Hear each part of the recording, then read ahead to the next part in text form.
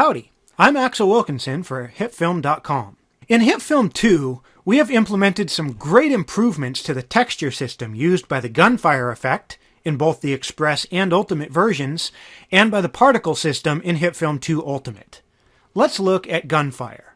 Like the particle simulator, gunfire is fundamentally based on particles, which we can see by selecting none as our texture source.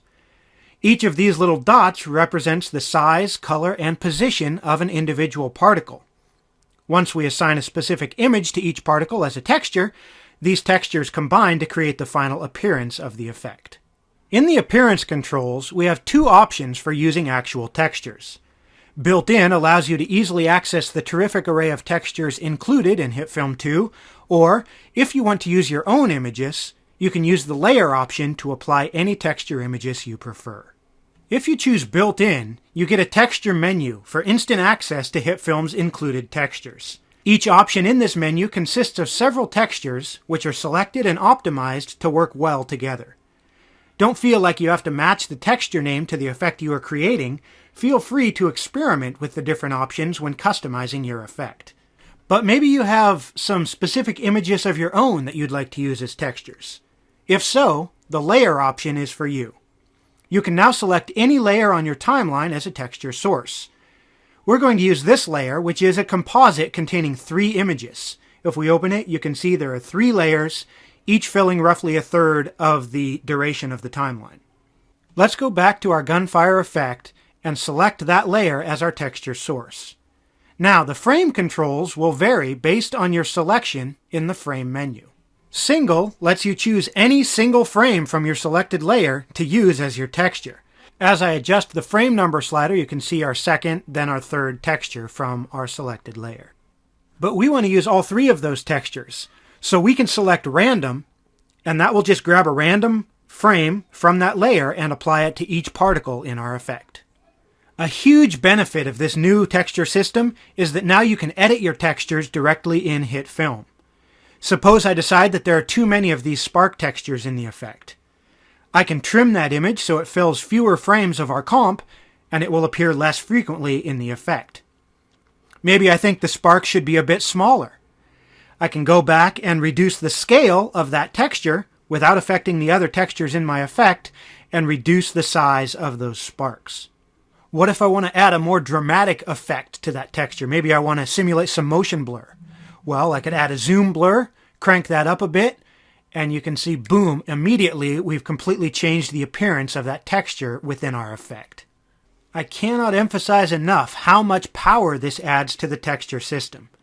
You can edit the color of a texture, its contrast, its opacity, any of these things right within HitFilm, and have those changes immediately update into the effect itself.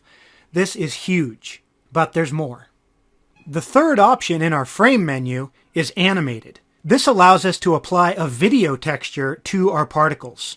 Yet another massive benefit of the new texture system. This could be a video clip, animated image sequence, or even another complete particle layer, which you could use as a texture. This is most useful for the particle simulator in HitFilm 2 Ultimate.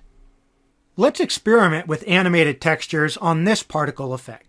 For our particle texture source, we will choose the layer option. And then we're going to work with this layer for our texture, which is just some footage I shot of a sparkler burning, and we'll apply that as an animated texture to our particles. So I'll go back and choose that sparkler footage as our source layer for the texture. Right now the frame is set to single, and there's a black background in this footage, so all we're actually getting is one still frame with a big black box for each particle. So I'm going to go in and change the blend mode to add to remove those black backgrounds. Then we just need to change our frame option to take advantage of our animated texture. We have control over what portion of our selected layer is used with the start frame and number of frames sliders. So I'm going to leave the start frame at 0 and increase the number of frames to about 200. I'm also going to change the color source to texture color to use the colors from the original footage there. And now when we play this back, you can see our fully animated textures in action.